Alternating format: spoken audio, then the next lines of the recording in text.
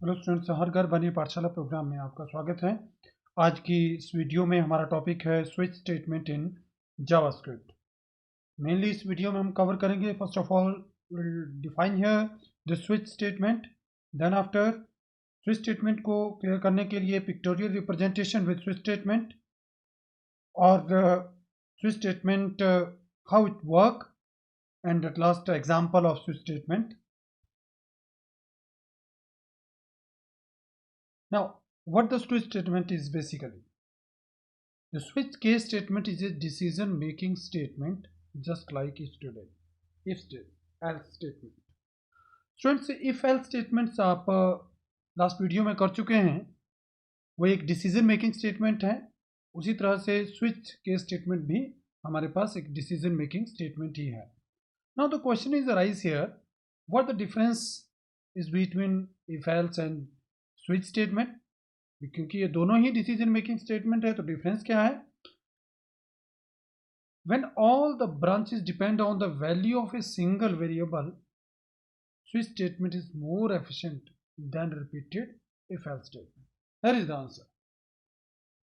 जब हमारे पास किसी एक वेरिएबल की डिफरेंट केसेस या डिफरेंट वैल्यूज का डिसीजन लेना होता है, तो how much cases are there. अगर किसी वेरिएबल को हम कंडीशंस के लिए यूज कर रहे हैं इफ स्टेटमेंट में और उसकी वैल्यूज 2 या 3 है, तो इट्स बेस्ट कि हम इफ एल्स स्टेटमेंट का यूज करें। बट अगर उस वेरिएबल्स की वैल्यू मोर देन 3 है, तो हमारे लिए स्विच के स्टेटमेंट को यूज करना ज़्यादा कन्वीनियंट रहेगा।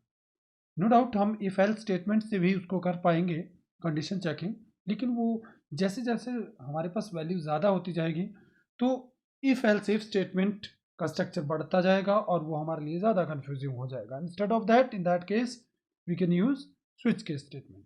तो फॉर एग्जांपल लाइक अगर हमें किसी वेरिएबल है हमारे पास जेंडर, तो उसमें हमारे पास मेल या फीमेल दो ही वैल्यूज ऑप्शंस रहती है, तो उसके केस में हम यूज कर सकते हैं इफ एल्स स्टेटमेंट।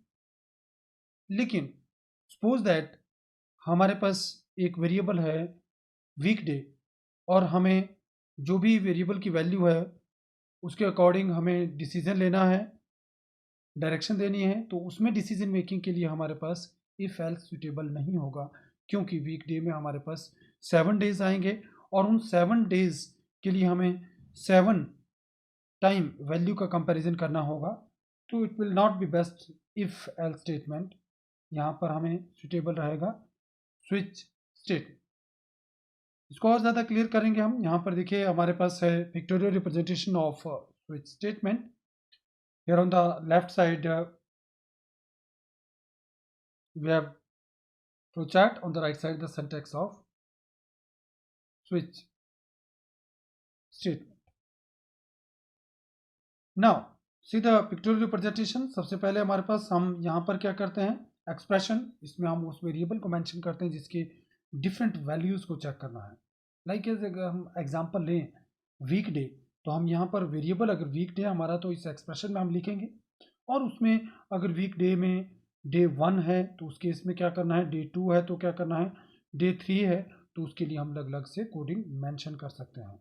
तो हमारे पास इसी तरीके से हम वीकडे की वैल्यूज 7 है तो हम उसको 7 वैल्यूज मेंशन कर सकते हैं, और अगर हमारे पास वीकडे वेरिएबल की वैल्यू 7 से अलग है तो हम उसमें डिफ़ॉल्ट में पास कर सकते हैं। तो आप यहाँ पर नोटिस कर रहे होंगे कि हम 8 केसेस एक ब्रांचेज इसकी बन के और उसके लिए अलग अलग कोडिंग मेंशन की जा सकती है। तो इस तरीके से यहाँ पर क्या रहेगा, एक्सप्रेशन चेक होगा, और एक्सप्रेशन चेक करने के बाद हमारे पास डिफरेंट केसेस रहेंगे और उन केसेस की डिफरेंट कोड ब्लॉक रहेंगे, और अल्टीमेटली एट लास्ट वो जो भी केस सक्सेस होगा उसके बाद जो है कंट्रोल हमारे स्विच केस से बाहर चला जाता है।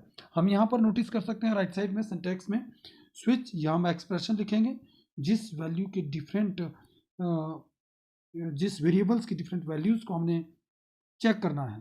तो अगर वैल्यूज़ यहाँ पर हम एक वैल्यू मेंशन कर सकते हैं, देन उस वैल्यू से रिलेटेड कोड्स लिखेंगे, और केस वाई यानी कि अगर हमारे पास वैल्यूज़ जो सेकंड वैरायटी की है, काइंड की है, तो उसको मेंशन करेंगे, उसकी कोडिंग, और इसी वजह से हम कंटिन्यू कर सकते हैं, कैरी ऑन कर सकते हैं। एट लास्ट हम डिफ़ॉल्ट का यूज़ कर सकते हैं कि जो ऊपर दिए गए केसेस नहीं अगर सक्सेस होते हैं तो वो डिफ़ॉल्ट के अंदर दिए गए कोड ब्लॉक को एग्जीक्यूट करें।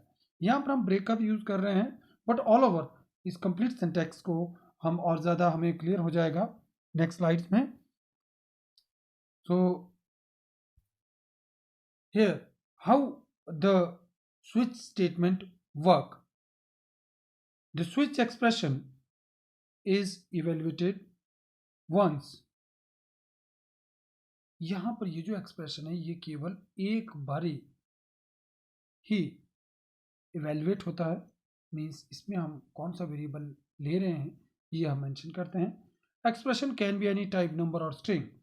ये एक्सप्रेशन हमारे पास नंबर टाइप भी हो सकता है और स्ट्रिंग टाइप भी हो सकता है। Duplicate case values are not allowed, यानी कि जो हम यहाँ पर ये केसेस ले रहे हैं ये वैल्यूज हमारे पास डुप्लीकेट नहीं होनी चाहिए। जो भी वैल्यू, मान लीजिए केस 1 लिया तो केस 1 दोबारा नहीं ले सकते। Now the value of expression is compared with the value of each case. तो जो भी इस एक्सप्रेशन की वैल्यू होगी, इस एक्सप्रेशन की जो भी वैल्यू होगी वो इन डिफरेंट केसेस के साथ कंपेयर की जाएगी। और further if there is a match the associated block of code is executed। जिस भी केस से वो एक्सप्रेशन की वैल्यू, इस एक्सप्रेशन की वैल्यू जिस भी केस से मैच करेगी उस केस में लिखे हुए कोड्स को एग्जीक्यूट करेगा computer. If there is no match the default code block is executed. और अगर हमारे को कोई मैच नहीं मिलता है जो ऊपर केसेस दिए गए हैं उनमें, case x and case y and there में भी ये मल्टीपल केसेस, तो उन केसेस में अगर हमारे पास वैल्यू मैच नहीं होती है तो एट लास्ट ये डिफ़ॉल्ट ब्लॉक चलेगा। लेकिन डिफ़ॉल्ट तभी चलेगा अगर ऊपर दिए हुए केसेस की वैल्यू से मैच नहीं होती है। Now the break statement is use inside the switch to terminate the statement sequence. यहाँ पर हम देख रहे हैं कि ब्रेक स्टेटमेंट का यूज किया गया है, ये क्यों? बेसिकली स्विच स्टेटमेंट में होता क्या है कि जैसे ही कोई केस की वैल्यू एक्सप्रेशन से मैच कर जाती है तो नेचुरली उस पर्टिकुलर केस के अंदर दी गई कोड ब्लॉक एग्जीक्यूट होंगे। पर साथ ही साथ क्योंकि वो केस सक्सेस हो गया, साथ ही साथ क्या होगा, जो जितने भी केसेस में कोड ब्लॉक्स दिए होंगे उन सभी केसेस के कोड ब्लॉक्स भी एग्जीक्यूट हो जाएंगे। तो इसीलिए यहाँ पर ब्रेक स्टेटमेंट का यूज किया जाता है कि उस पर्टिकुलर के कोड को ही, कोड ब्लॉक को ही एग्जीक्यूट करें और एग्जीक्यूट करने के बाद वो केस स्टेटमेंट से बाहर चला जाए। मैं रिपीट कर रहा हूँ कि ब्रेक स्टेटमेंट का यूज क्यों किया जाता है। बेसिकली ब्रेक स्टेटमेंट का यूज इसलिए किया जाता है कि जैसे ही कोई केस की वैल्यू मैच होती है, यानी कि वो केस ट्रू होता है, तो उसके दिया हुआ कोड ब्लॉक एग्जीक्यूट तो होता ही होता है, पर अगर ब्रेक स्टेटमेंट नहीं दी है तो जितने भी रिमेनिंग केसेस हैं उनके भी कोड ब्लॉक एग्जीक्यूट हो जाएंगे। तो इस प्रॉब्लम से बचने के लिए यहाँ पर हम क्या करते हैं, हर केस के साथ ब्रेक का यूज़ करते हैं। जैसे ही जो हमारा केस सक्सेसफुल हुआ है उसके अंदर का कोड एग्जीक्यूट होगा, वैसे ही उसको ब्रेक स्टेटमेंट मिलेगी। और ब्रेक स्टेटमेंट का रोल होता है कि वो स्विच से बाहर कंट्रोल ले जाए। इसको हम आप एक एग्जांपल के थ्रू समझने की कोशिश करेंगे। Now here is example of switch case statement to print grade. Grade print करने के लिए तो ग्रेड में हमने यहाँ पर लिया एक ग्रेड वेरिएबल और जो भी ग्रेड आया है उसके अकॉर्डिंग उसको रिप्रेजेंट हम यहाँ पर कर रहे हैं। लाइक ये देखिए ग्रेड वेरिएबल हमने लिया और उसको स्विच के अंदर एक्सप्रेशन में मेंशन कर दिया। अब स्विच के अंदर एक्सप्रेशन में मेंशन किया ग्रेड को, तो यहाँ हमारे पास ग्रेड जो ऊपर हमने वेरिएबल की वैल्यू ग्रेड बी दी है, तो वो बी जो वैल्यू दे रखी है उसको अपने डिफरेंट केसेस में वो कंपेयर करेगा। जैसे केस ए है तो केस ए में ए वैल्यू दे रखी है कि अगर जो हमारा एक्सप्रेशन है ग्रेड उसकी वैल्यू ए होती है तो वो क्या करेगा, एक्सीलेंट प्रिंट करेगा। स्क्रीन पर क्या आ जाएगा हमारे पास, रिजल्ट एक्सीलेंट। और उसको प्रिंट करने के बाद ब्रेक मीन्स कंट्रोल बाहर लेके आ जाएगा स्विच। पर अगर हमारे पास ग्रेड एक्सप्रेशन जो है उसकी वैल्यू बी के बजाय, आप ट्राई कीजिएगा, बी के बजाय आप सी डालते हैं या बी ही रखी है, तो केस बी में ये सक्सेस हो रहा है, तो यहाँ पर ये क्या करेगा, रिजल्ट जो आ जाएगा गुड, और उसके बाद ब्रेक करके वो कंट्रोल बाहर ट्रांसफर कर देगा।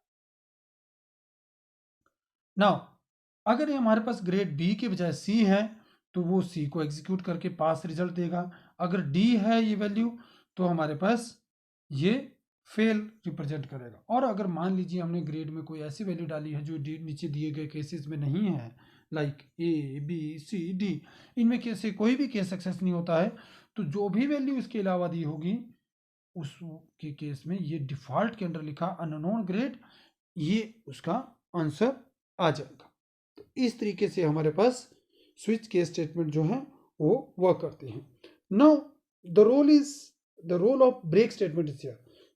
आप जब भी इस एग्जांपल को कंप्यूटर पर टेस्ट करें, एक बार आप ब्रेक को हटा के देखिएगा, you will see the results कैसे, लाइक एज यहाँ पर ग्रेड बी दिया गया है, हम अज्यूम करते हैं कि इससे ब्रेक हटा दिया। ब्रेक हटाने से क्या होगा, अगर मान लीजिए ये ब्रेक नहीं दे रखा है तो क्या होगा, तो ये होगा कि जैसे ही उसको केस ए में देखेगा, केस ए नो ग्रेड की वैल्यू बी है तो वो इसमें एंटर नहीं करेगा। केस बी यस ये ट्रू हो गया, तो ट्रू के केस में वो डेफिनेटली, ब्रेक हमने मान लीजिए काट दिया है तो वो क्या करेगा, गुड भी प्रिंट कर देगा, पास भी प्रिंट कर देगा, फेल भी प्रिंट कर देगा, अननोन ग्रेड भी प्रिंट कर देगा।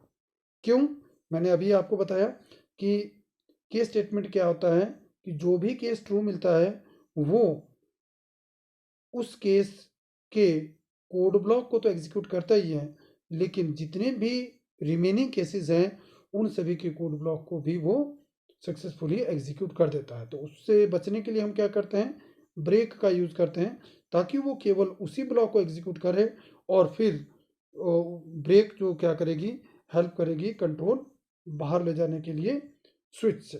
तो स्टूडेंट्स आई एक्सपेक्ट कि आपको स्विच स्टेटमेंट का कंसेप्ट क्लियर हुआ होगा। तो आज की वीडियो में इतना ही। Thank you.